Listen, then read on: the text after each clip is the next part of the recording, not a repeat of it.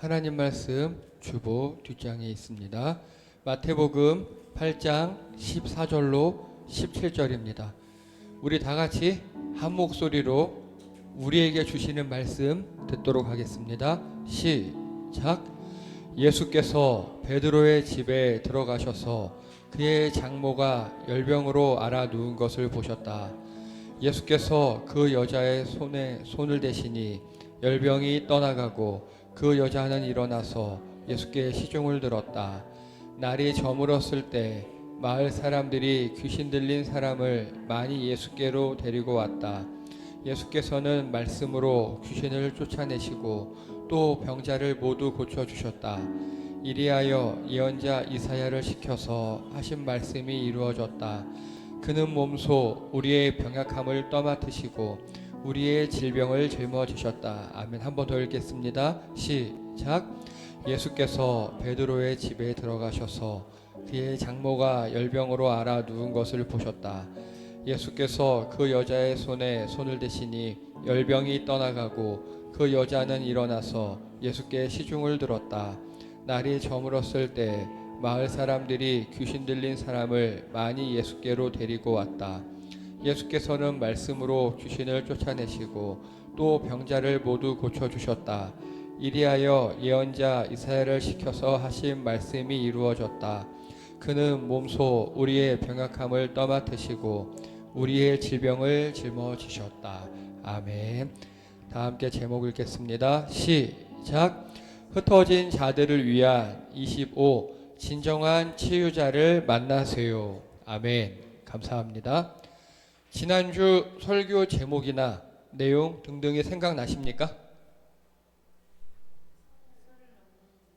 선을 넘는 믿음 2였고요. 어떤 내용이 있었죠? 네, 백부장이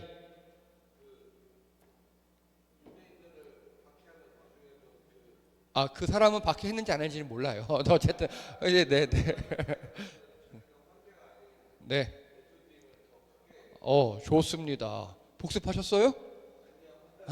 좋습니다. 자, 그래서 복음서가 왜 필요하느냐? 복음서는요, 사도들의 순교로 증인들이 사라졌고요, 이 사도들이 키워놓은 공동체가 파괴되어 전승이 단절되었습니다. 그리고 상황이 반영된 서신서들이 달라서 오해가 생겼고, 그래서 마가가 복음서를 썼습니다. 그 후에 이제 마태가 오늘 우리 복음서를 썼고요. 그래서 지난주에 마태복음에 대해서 아까 우리 성찬 형제가 잘 얘기했습니다. 백부장이 이렇게 얘기했습니다. 여러분 육아퇴근. 이거 아이를 키우신 부모님들이라면 다 아실 겁니다. 애가 자야 뭘 하죠. 그렇죠? 좀 자야 뭘 하지. 이게 바로 우리 최선아 집사님 첫째 아이가 윤지 얼마나 예뻐요. 우진이 애들은 잘 때가 제일 예뻐요. 그렇죠? 이게 재워야 뭘 하잖아 부모님들이. 자, 근데 어떻게 애들이 잘 잔다고요? 이게 신나게 놀아주면 돼요. 수아와 수민입니다. 저희 같이 에버랜드 데려갔을 텐데 이미 맛이 갔어요. 이미 수민이 갔고 수아는 가고 있고, 이렇게 막 놀아주면 애들이 맛이 갑니다. 자, 그런데요, 우리 예수님께서는요 퇴근을 했는데 이게 없다 그랬어요. 우리 부모님들 어떠십니까? 애들 재웠어요. 그리고 뭐 집안일 좀 보시고 뭐 차도 한잔하고 책도 좀 보고 핸드폰도 하시고 그러다가 애가 앙 울어요. 그러면 난 퇴근했으니까 안 해 이러십니까? 그런 부모가 세상에 어디 있습니까? 아니, 다 쫓아가시잖아요. 잠자가다가 쫓아가시잖아요. 우리 예수님이 그러신다고요. 설교 끝나고 가버나움 집에 와서 다 퇴근하고 앉았는데, 어찌 보면 다 무장도 해제했는데 이 사람이 온 거예요. 그랬더니 예수님이 가자 신발 신고 또 옷 입고 12시간 갈라면 하고 말란 말고 난 갈 거야 이렇게 하신다고요. 그래서 우리 예수님은요 신실하신 분이세요. 신실하신 분, 믿음직하고 성실하세요. 우리들에게 언제나 우리가 엥 울면 다가오시는 분, 찾아오시는 분, 여러분 그 예수님께 구하시는 여러분 되기 바랍니다. 퇴근은 없어요. 내 새끼들 위해서라면 내가 지금 간다. 이게 우리 예수님이에요. 언제나 출동 준비하시는 분. 자, 근데 이 사람이 백부장이 그저 한 말씀만 해달래요. 그리고 백부장과 예수님 비교했습니다. 이렇게 국적도 다르고 나이도 큰 차이 나고, 그리고 지위도 백부장은 점령군이고 예수님은 신지 랍비고, 백부장은 100명이 넘고 예수님은 12명도 있다가 한 명 배신했는데, 백부장 위에 천부장 있고 천부장 위에 군단장이, 만부장이 아니라 군단장이 있고요. 그 군단장 중에 황제를 뽑는다 그랬어요. 그래서 백부장과 황제는요, 어쩌면 우리말로 하면요, 백부장이 이등병 때 중대장이 황제였을 수도 있어요. 그래서 나름 친분 있는 관계예요. 그런데 이 백부장이 황제한테 가서 내 종 좀 고쳐주세요 이렇게 이야기하지 않아요. 아는 거예요. 황제가 명령을 하지만 황제는 어떤 명령할 수 있다? 행동. 가라, 앉아라, 이거 해라, 하지 마라. 황제는 행동을 명령할 수 있지만 예수님은 어떤 명령까지 가능하다? 병 나아라. 그래서요, 백부장은 예수님을 내가 가서 애원하면 들어주시는 분, 그렇죠? 그리고 번지수를 잘 찾아갔어요. 로마 황제한테 가지 않아요. 로마 황제보다 더 높은 분, 예수님을 찾아갔어요. 말씀만으로 치유할 수 있는 전능자, 그리고 바로 알고 그대로 행한 사람입니다. 제대로 인식이 있었어요. 황제 안 찾아가고 다른 데 안 찾아가고 예수님 찾아가는 그런 바로 아는 믿음이 있었고, 그대로 행하는 믿음이 있었습니다. 여러분, 그래서요, 성경을 통해서 예수님과 하나님을 바로 아셔야 되고요, 거기에서 그치시면 안 되고 또 그대로 행하시는 믿음이 있으셔야 합니다. 그래서 이 백부장의 이 믿음 때문에 예수님이 퇴근했어요. 백부장이 이렇게 한 거잖아요. 예수님, 능력 있는 거 알아요. 원격 진료해 주세요. 너 짱. 나 신발 안 신어도 되네? 옷 안 입어도 되네? 나아라! 했더니 그 시간 나았대요. 본인은 응답받고요, 그리고 이 선을 넘는 믿음을 가지고, 이 마태복음은 흩어진 자들을 위한 복음서라 그랬잖아요. 그 당시 흩어진 사람들, 유대 본토에 있지 못하고 전 세계를 흩어진 그 이민자들, 만국의 하늘 안고 떠나간 그 이민자들이, 보트피플 같은 그 사람들이, 꼭 유대에만 있어야 은혜를 받는 게 아니구나, 예수님을 이렇게 원격으로 은혜가 가능한 분이구나를 깨달았을 겁니다. 자, 예수님께서 야, 가, 네 믿음 대로 될 거야 라고 하는 그 순간에 바로 종이 나왔답니다. 자, 그래서 이 나병 환자 그리고 백부장, 이 주변 사람들이 있었어요. 이 주변 사람들은요, 산 위에서 설교 듣고 예수님을 따라 내려온 사람일 수도 있고, 아니면 혹은 산까지는 못 갔지만 마을에서 예수님을 기다린 사람도 있었어요. 오늘 이 사람들은요, 산 밑에서 재수없게 나병 환자와 밀접촉을 했습니다. 여러분, 우리 코로나 때 코로나 환자와 밀접촉하면 우리도 격리해요. 예. 기적적으로 치료하시는 것을 목격합니다. 그러면 나도 밀접촉에서 하게 되죠. 자, 예수님께서는요, 이 나병 환자에게 직접적인 은혜를 내려주셨어요. 근데 옆에 있다가, 나병 환자 옆에 있다가 밀접촉이라는 유탄을 맞았지만 예수님이 이 사람을 치료함으로 나도 간접적인 은혜를 체험했어요. 그렇죠? 그리고 예수님 집 근처에 로마 병사들을 발견했어요. 무서웠겠죠. 우리나라 일제시대 순살군 잡으러 왔나 싶듯이. 하지만 예수님 앞에 무릎 꿇고 간구하는 백부장을 보고 예수님이 극찬합니다. 그리고 나음을 선포합니다. 정말 그 종이 나았을까 하고 의심하는 사람도 있었겠고, 어떻게 그래도 이 사람은 손을 대니까 낫지, 저기 나아라고 멀리 사람 그래도 나았을까? 이런 마음을 가졌을 겁니다. 오늘 이 주변부에 있는 사람들은요, 간접적 은혜 체험, 그리고 원격으로 치료하신 예수님을 봤어요. 거기서 끝이에요. 거기서 끝이에요. 나병 환자는 치유를 받고, 백부장의 종은 원격 치유를 받고, 백부장은 믿고 감사하고 기쁨으로 내 종 나았대.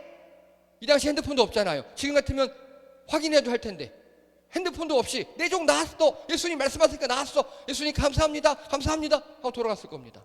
근데 주변 사람들은요, 나았어? 확인해봐야 알지, 이런 믿음을 갖고 있었을 겁니다. 여러분, 선을 넘지 못하는 믿음을 갖는 사람들이에요. 이 사람들은 믿음이 없다라고 말 못해요. 있어요. 있는데 그냥 예수님 따라서 산 위에 올라가는 믿음, 설교 듣는 믿음, 또 예수님이 이렇게 치료하실 때 구경하는 믿음, 같이 있는 믿음.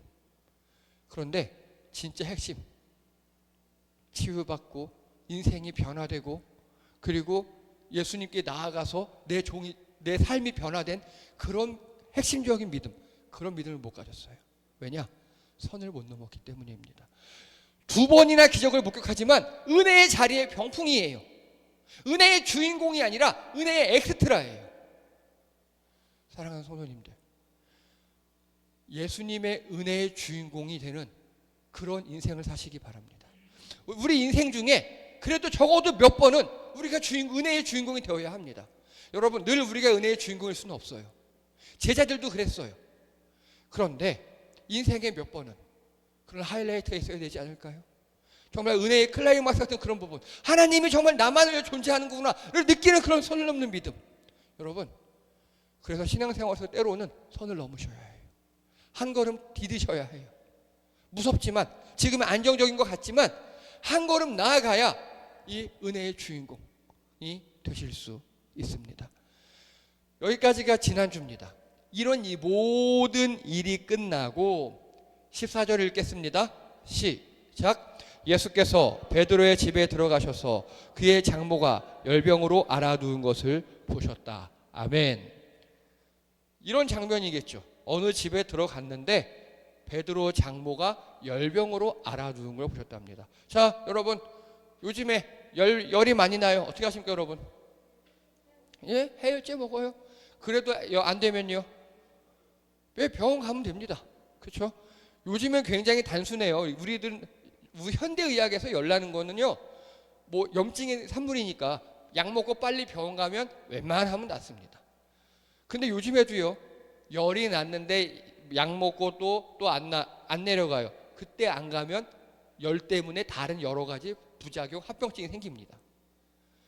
이 당시에는요, 열이 안 내리면요, 되게 위험했습니다.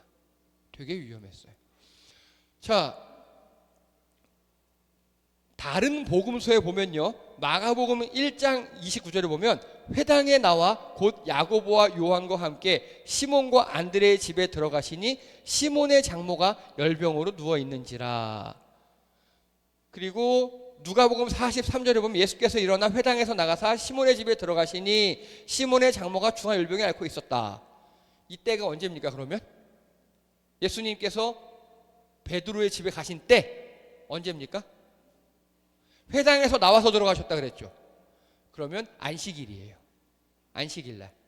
자, 베드로 장모 치유 사건은요, 예수님께서 회당에서 안식일을 지내신 후에 일어난 사건입니다. 이해되시죠? 이 것만으로도 예수님은 또 고발감이에요. 당시 기준으로. 왜죠? 안식일에 병자를 고치셨어. 이거 하면 안 돼요. 그 당시 법으로는. 말도 안 되는 소리지만 그땐 그랬어요. 근처에 베드로의 집에 신방을 갑니다. 그런데 아마도 정황상 베드로는요, 늘 예수님과 동고동락하는 사이였어요. 이 당시 제자는요, 예수님의 스승을 늘 따라다녀야 되는 거였어요. 그래서 같이 먹고 자고 했어요. 그러다 보니까 베드로도 자기 집에 어떤 일이 일어날지 몰라요. 자기 집에 가끔 가요. 장모가 알아누웠다는 것도 모르는 것 같아요.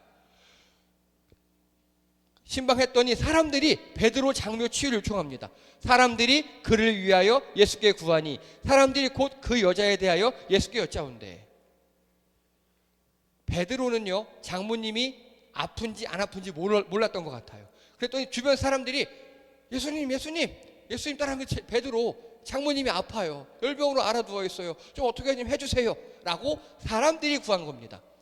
아마도 베드로는 예수님과 동행하나 몰랐을 것 같아요.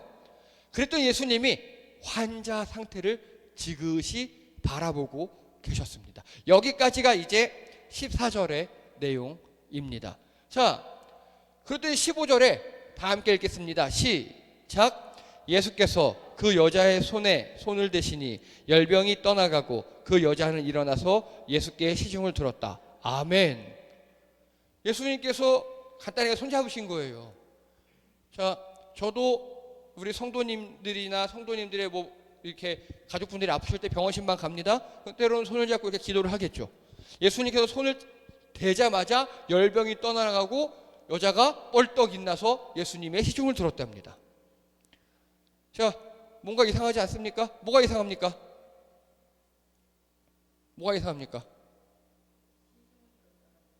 자, 또요. 뭐가 이상합니까? 우리 경험을 한번 생각해 보세요. 성경을 판타지로만 보지 마시고 우리 경험. 여러분들이 코로나를 앓으셨다든가 열병을 앓으셨다든가 그런 거. 그 후에. 그쵸. 그쵸. 여러분 혹시 후유증이란 말을 아십니까? 후유증은요, 어떤 질병이 치유된 후에도 신체에 남아있는 변형이나 기능장애를 얘기합니다. 여러분 코로나 알아보셨죠? 예, 일주일 지나면 다 낫잖아요. 그럼 일주일 지나면 다 나와서 그 다음부터 바로 또 사회활동 열심히 하고 뭐 등산하고 운동하고 그럽니까? 아니에요. 혹시 여러분 팔 부러져 보셨습니까? 기부스 해보셨나요? 예, 팔다리 그쵸. 해보신 다음에 기부스 했어요. 병원에 다 나았대요. 도브를 잘라요. 그럼 다 나았으니까 이제 운동하도 되나요? 아니에요. 한 달 동안 고정해놨기 때문에 근육이 다 위축되어 있고요. 관절도 뻑뻑해져 있어서 한동안 뭘 해야 되죠? 예, 재활을 해야 합니다. 재활을. 병이 떠나가도요, 병 때문에 약화된 체력 등등등등 때문에 신체에 남아있는 변형이나 기능장애를 완화 혹은 개선하는 치유활동 재활을 반드시 해야 합니다. 그렇죠? 자, 베드로 장모 노인이에요. 노인이 열병을 앓았대요. 그 앓았다가 병이 딱 떠나가면 노인이 펄펄하게 인나서 활동하겠습니까? 아니죠. 자, 여러분 어떠십니까? 하루하루가 다르시죠? 옛날에는 뭐 대충 어디 아파도 침 바르면 나았던데 그냥 빨간 약 바르면 다 나았지만 이제는 어떻습니까? 활신경도 써야 되고 델밴드도 안 되고 비싼 거 붙여야 되고 또 더하면 이제 병원 가서 뭐 해야 되고 잘 안 낫잖아요. 또 감기 걸려도 그래요. 옛날에는 고기 먹고 잠자고 일어나면 나았잖아요. 근데 이제는요, 약도 먹어야 되고 주사도 맞아야 되고 보약도 먹어야 되고 링겔도 맞아야 되고 그래도 나아도 바로 회복이 안 되잖아요. 우리 인간은 그래요. 근데 여기 보세요. 후유증 재활 이런 게 없어요. 그 장모 이거 얼굴 보세요. 피부도 팽팽해졌어요. 바로 뻘떡 일나서 예수님의 수종을 듭니다. 여러분 이게 예수님의 완전한 치유입니다. 완전한 치유. 그냥 병만 낫게 하는 게 아니에요. 온전히 되돌리는 겁니다. 그래서 여러분 진정한 치유자이신 예수님을 만나시기 바랍니다. 예수님은요 후유증 재활이 필요 없는 완전한 치유를 우리에게 베푸십니다. 정말 그래요. 우리 몸과 마음, 여러분 몸의 질병 혹은 마음의 질병 이런 거를요 예수님으로 말미암아 치유를 받아야 합니다. 그래야 후유증 재활 이런 게 없어집니다. 예수님은 그렇게 하실 수 있는 분이십니다. 자, 이 장모요. 지금 예수님께 이렇게 수발 들고 있어요. 그렇죠? 저는 이게 너무 멋져요. 왜냐? 자, 그 다음 16절 읽겠습니다. 16절 시작. 날이 저물었을 때 마을 사람들이 귀신 들린 사람을 많이 예수께로 데리고 왔다. 예수께서는 말씀으로 귀신을 쫓아내시고 또 병자를 모두 고쳐주셨다. 아멘. 자, 일단 이 여자 보세요. 베드로 장모. 낳자마자 한 일이 뭐라고요? 예수님을 섬겼어요. 예수님을 섬겼어요. 여러분 마태복음에 보면요 10명의 문둥병자가 예수님을 만나요. 10명이 다 치유를 받았어요. 그 중에 몇 명만 돌아온 줄 혹시 아십니까? 1명, 9명은 먹튀했어요. 근데 이것도 이해가 돼요. 그렇죠? 그렇게 문둥병으로 고생을 하다가 치유받았으니까 아 신난다 하고 막 자기 가족 찾아가고 그것도 이해가 돼요. 하지만 1명만은 가족 찾아가지 않고 먼저 예수님께 왔어요. 은혜를 아는 사람이니까. 베드로 장모 보세요. 나았어요. 그러니까 그 후 뭐 했죠? 예수님을 섬겨요. 섬겨요. 여러분 어떠십니까? 여러분 은혜를 받으십니까? 하나님께? 예, 은혜를 느끼십니까? 나를 구원해 주셨다는 것. 또 예수님께서 나를 봐주고 계시다는 것. 함께 하신다는 것. 느끼십니까? 그 다음에 성숙한 신앙인의 자세는 섬김입니다. 이 여자처럼요. 지금 예수님을 섬겼죠. 그리고 그 다음에 16절에 보니까 갑자기 사람들이 몰려들었대요. 여기 뭐가 하나 논리적으로 비어요. 지금 안식일이죠. 언제까지 안식일이냐면요. 해가 질 때까지 안식일이에요. 그러면 여기서 질문 하나요. 주변 사람들은 어떻게 이 여자가 나왔음을 알았을까요? 하나예요. 이 여자가 동네방네 떠들고 다닌 겁니다. 여러분 안식일에 돌아다니면 안 되잖아요. 다른 사람들이 16절에 날이 저물었을 때 마을 사람들이, 아픈 사람들이 찾아온 거는요, 안식일 끝나고 찾아온 거예요. 그러면 그 전에 소문이 다 났잖아요. 이 소문 낸 게 아마 이 여자였을 거예요. 안식일 그따한 건 필요 없어요. 내가 지금 나와서 예수님 날 치료해 주신 게 너무 기뻐요. 그래서 예수님을 섬겨요. 이 동네방네 소문내고 돌아다녀요. 너무 좋아요. 이래 아픈 사람들 다 와봐요. 예수님이 이렇게 치료해 주셨어요. 그래서요, 예수님의 치료가 개인에서 멈추지 않아요. 동네 방네 사람들이 다 모여들어요. 우리 예수님 또 신실하셔요. 착하셔요. 야, 그래, 와. 다 말씀으로 치료해 주셔요. 여러분, 오늘 이 여자는요, 자신이 치유받은 걸 혼자만 알고 있지 않아요. 여러분이 우연히 찐 맛집을 발견했습니다. 어떡하십니까? 동네방네 소문내고 다니고 SNS에 쓰고 막 홍보해주고 사람들이 많이 몰려오게 합니까? 그러면 보통 맛의 퀄리티가 떨어져요. 그렇죠? 그래서 찐맛집은 혼자만 알고 있는데요, 그 진짜 친한 지인들, 가족들 한번 데리고 간다 그러더라고요. 예, 한 7, 80% 맛집 막 홍보해 준대요, SNS에 이렇게. 근데 찐맛집은 혼자만 알고 지낸대요. 이 여자가 보세요. 진짜 예수님 만났어요. 근데 혼자만 알고 있지 않아요. 동네방네 소문내고 다녀요. 그래서 개인적 치유를 공동체적 치유까지 이렇게 승화시킵니다. 여러분, 이게 진정한 믿음이에요. 진짜 우리가 예수님께 온전한 치유를 받잖아요. 혼자만 힘나지 않아요. 우리 공동체가 더 나을 수 있도록, 야, 일로 와봐, 이렇게 같이 기도해줄게. 아이고 힘들었지? 치유가 확산이 돼요. 치유가 확산이 돼요. 여러분, 상처받은 치유자 기억나십니까? 당연히 기억나시겠죠. 이명희 선생님 강의하셨던 내용이니까. 예. 그래서 우리가 온전히 예수님으로 인해서 상처받은 치유자가 되잖아요. 다른 사람이 불쌍해요. 같이 아픈 사람이 불쌍해요. 이 여자는 그랬던 것 같아요. 그래서 동네방네 소문 다니는 거예요. 야, 내가 이렇게 어제까지 열병하는 거 알지? 나 나았잖아. 오래니까 와봐. 다 낫게 해주실 거야. 그래서 여기 보세요. 이 여자입니다. 이 여자는요, 먹튀하지 않아요. 아마도 이게 치유 사람들이 자기 집으로 몰려왔잖아요, 지금. 그러면 이럴 수 있어요. 야, 시끄러.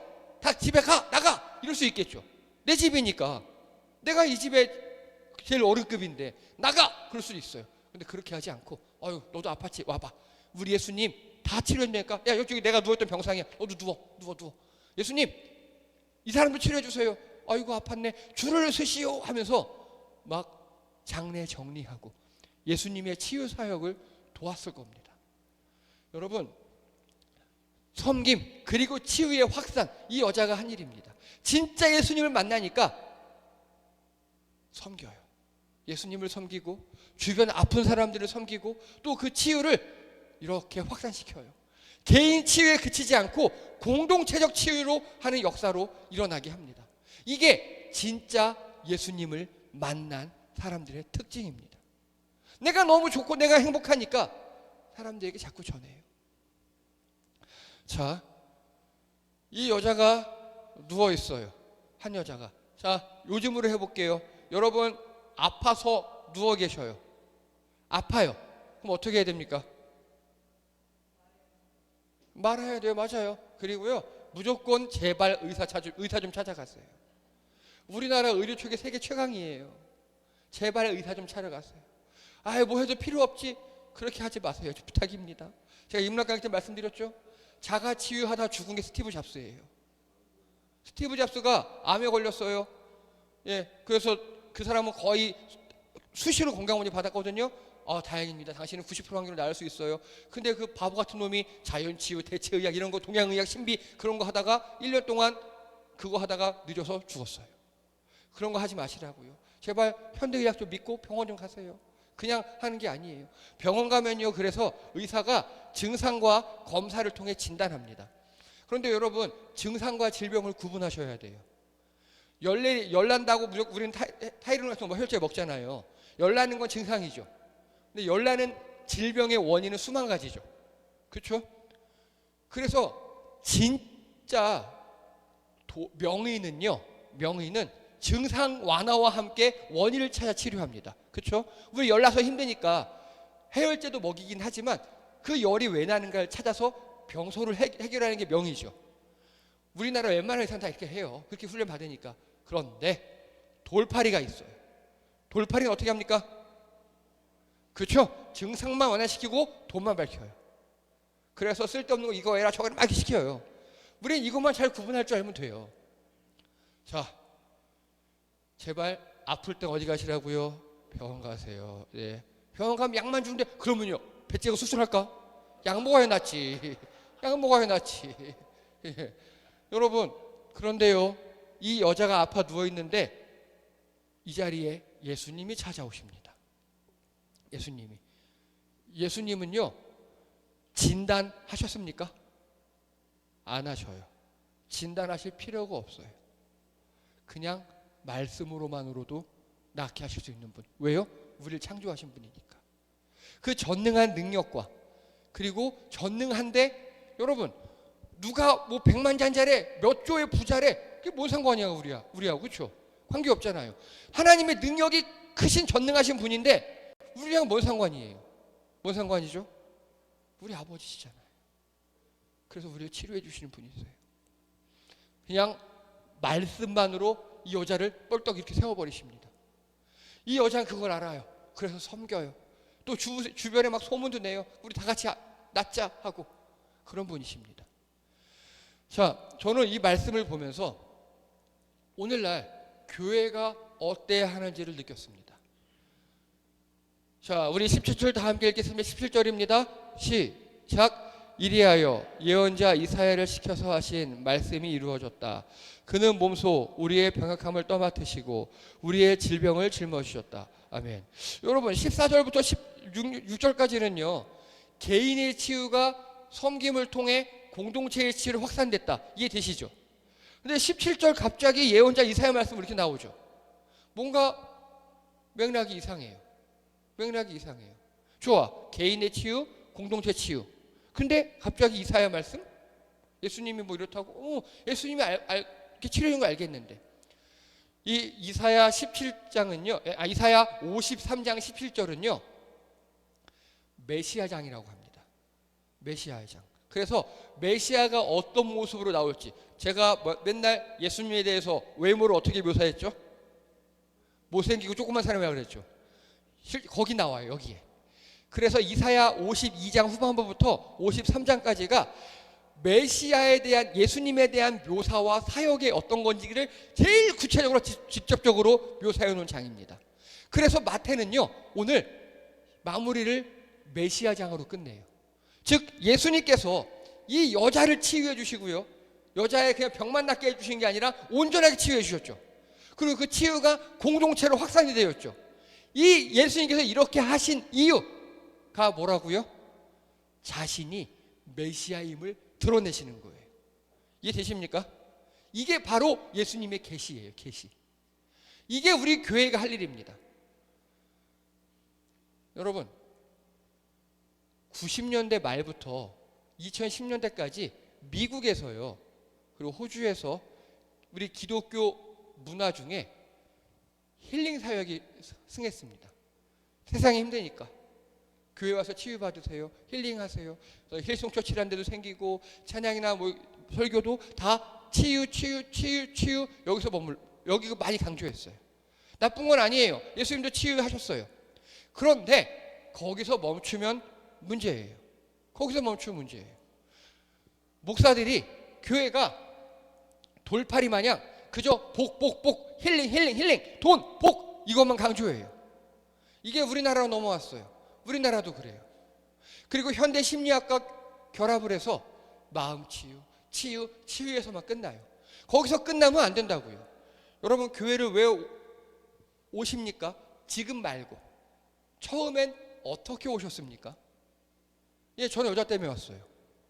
그래도 돼요. 예, 혜성이도 여자 때문에 왔어요. 그렇죠? 우리 다 마찬가지예요. 누구 소개 때문에 오고 또 누구는 맛있는 거 준다 그래서 오고. 여러분 군대 가잖아요.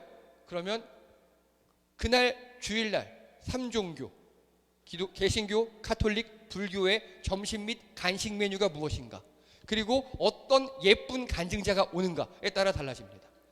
이런 거에 따라서 우리 기독교는 압도적으로 유리해요. 왜냐? 햄버거도 주고요, 콜라도 주고요, 등등등등. 괜찮아요. 처음에 교회 가는데 그런 여러 이유들 괜찮습니다. 근데 거기에만 머물면 문제예요. 마찬가지입니다. 교회 가면 복 받는데, 교회 가면 힐링된데. 여러분, 교회 처음에 오시는 이유가 무엇입니까? 괜찮아요, 처음에는. 그런데 거기에만 그치게 만드는 돌팔이 같은 목사와 교회들이 있으니까 그게 문제입니다. 거기서 그치면 안 돼요. 오늘 본문을 보세요. 개인적 치유가 다음에 어떻게 됐습니까? 공동체 섬김과 전달함으로 말미암아 공동체 치유로 확산이 됐죠. 우리가 교회 나오고 예배 드리고 이러면서 내가 온전한 치유를 받아서 그게 확산이 되어야 돼요. 그게. 그리고 공동체적 치유 현상으로 일어나야 합니다. 그러면요, 진짜 교회, 진짜 목사, 명의 같은 목사, 명의 같은 교회는 어떤 모습일까요? 올바른 모습은요, 바로 완전한 치유자이신 예수님께 인도하는 사람이에요. 아까 이 옆에 치유받은 사람 있죠. 베드로 장모. 자기가 치유받으니까 동네방네 떠들며 다니죠. 그리고 사람들이 몰려오니까, 야, 여기 내 집이야. 들어오는데 1인당 1달란트 돈 걷지 않아요. 오히려 어서 와. 너도 힘들었지? 아유, 야, 저기 누워. 이거 먹어보면서 이렇게 예수님의 사역을 돕고 다른 사람들 치유받을 수 있도록 예수님께 인도해 주는 역할을 합니다. 이게 우리가 할 일입니다. 진짜 교회가 할 일이에요. 예수님께 인도하는 것. 예수님을 만날 수 있게 도와주는 것. 사랑하는 성도님들, 먼저 우리가 진정한 치유자를 만나야 합니다. 진정한 예수님을 만나서 내가 변해야 돼요. 내 인격이 변해야 돼요.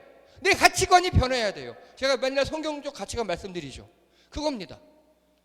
예수님을 통해서 내가 변화가 돼야 돼요. 그러면 내 주변 사람들, 내 가족이나 그런 사람들은 말 안 해도 알아요. 여러분, 진짜 예수님 만나십시오.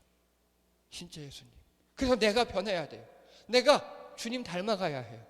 그 진정한 치유가 일어나면 그때부터 공동체가 치유되고 우리 가족이 치유되고 또 사람들이 몰려온 역사가 일어날 줄 믿습니다.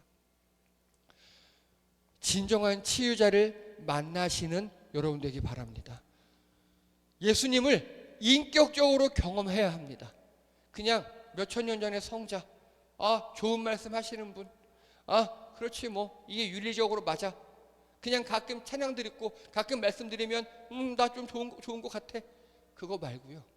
예수님의 진짜 살아계심을 느끼고, 그래서 내가 예수님과 교제하고 내가 예수님 말씀 듣고, 여러분 제가 어떤 그 설교 듣고 찬양하다가 이거 해야 되나? 라는 생각이 들을 때 이게 좀 내가 버겁다. 그럼 어떻게 하라고 말씀드렸죠? 한 글자로 예수님께 딜치라 그랬죠. 딜. 예수님 제 사정 아시잖아요. 그건 좀 저 무리 같은데요. 그거 말고 저 이렇게 조금 한 50%만 하면 안 될까요? 딜치라고 말씀드렸죠. 예수님께도 응답을 주실 거예요. 이거를 전문용어로 뭐라고 하느냐?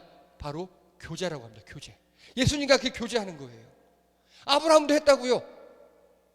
그렇게 예수님과 교제하시며 함께 하시기 바랍니다. 우리가 진정한 치유가 일어나면 여러분 주변에 사람을 붙여주실 겁니다. 우리 공동체가 더욱더 아름다운 공동체가 될 줄 믿습니다. 진정한 치유자를 만나시는 여러분 되시기 바랍니다. 기도합니다. 할렐루야. 하나님, 오늘 베드로 장모가 아파 누워있을 때 예수님께서 찾아가셨습니다. 그 베드로 장모는 진정한 치유를 경험했습니다. 그리고 예수님을 섬겼고 나아가 예수님을 자랑했습니다. 공동체로 은혜를, 섬김을 확산시켰습니다. 주님, 우리에게도 찾아와 주시옵소서. 우리가 그 주님을 만나기 원합니다. 그리하여서 우리 안에 진정한 치유가 일어나고 우리 삶이 변화되며 우리를 통하여 공동체가 더욱더 부흥할 수 있도록 도와주시옵소서. 치유가 확산되는 역사 일어나게 도와주시옵소서. 나로 하여금 우리 가족이 변화되게 도와주시옵소서. 주님, 정말 우리 성도님 한 분 한 분이 예수님을 진정으로 만나기 원합니다. 그래서 삶이 변화되기 원합니다. 인격이 변화되게 도와주시옵소서. 내 삶이 주님으로 말미암아 풍성해지게 도와주시옵소서. 이제 일주일 동안 이 세상을 살아갈 때 주님으로 말미암아 새 힘 얻고 또 주님으로 말미암아 이 땅에서 승리할 수 있도록 도와주시옵소서. 주시옵소서. 감사드리며 예수님의 이름으로 기도드립니다. 아멘. 예, 수고하셨습니다. 교회 소식 시간입니다. 어떻게 여러분 아주 긴 명절 연휴 잘 보내셨습니까? 예, 보니까 잘 드시고 잘 쉬시고 몸과 마음이 풍성해지신 분도 계시고, 예, 저는 절식하느라 많이 힘들었습니다. 자, 그리고 저희 다음 주 10월 마지막 주 저희 종교개혁 기념주일입니다. 그날은 저희 특별 예배를 드리고요. 그리고 또 혜성이가 세례를 받습니다. 그래서 여러분께 한 가지 제안을 드립니다. 저희 지난번까지 뒤에 있는 물을 떠서 물 모으게 했던 거 기억나시죠? 예. 그런데 여러분 가정에서 물을 떠와주세요. 원래 처음엔 초대교회 때는 그렇게 했어요. 초대교회는 물이 귀하니까요. 각자의 가정에서 식수 조금씩을 모아서 그걸로 세례소 물을 삼았습니다. 제가 다음 주에 용기를 나눠드리겠습니다. 그 용기에 이제 집에 수돗물 드시는 물, 자 근데 색깔 있는 물 말고요. 그냥 맹물, 집에 있는 생수 그냥 따라오셔도 되고 정수기물 괜찮습니다. 맹물이요. 섞이면 이상해질 수 있어요. 그걸로 세례 주기 좀 그러니까 맹물로 도와주시기 바랍니다.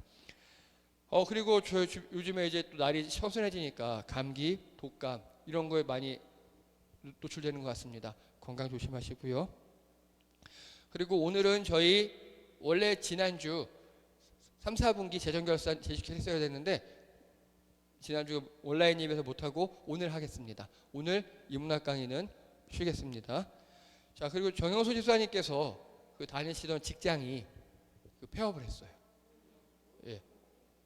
그래서 이제 근데 좀 쉬실 때가 됐어요. 너무 오랫동안 계속 달려만 오셔가지고 뭐 또 다음 인생 막을 위해서 잠깐 쉬시고 함께 예배드릴 수 있게 되었습니다. 많이 좋은 일을 있고 나쁜 일일 수 있는데 어쨌든 힘내시고 또 열심히 준비하셔서 또 다음을 잘 하실 수 있도록 기도해 주시기 바랍니다. 그리고 혜성이가 지금 통풍에 걸렸어요. 예, 좀 원래 있었는데 1년에 한두 번씩 찾아와요. 되게 아프다 그러더라고요. 예, 위해서 기도해 주시기 바랍니다. 예, 이상입니다. 그냥 앉아 계시면 되고요. 제가 이제 다음 순서 진행하겠습니다.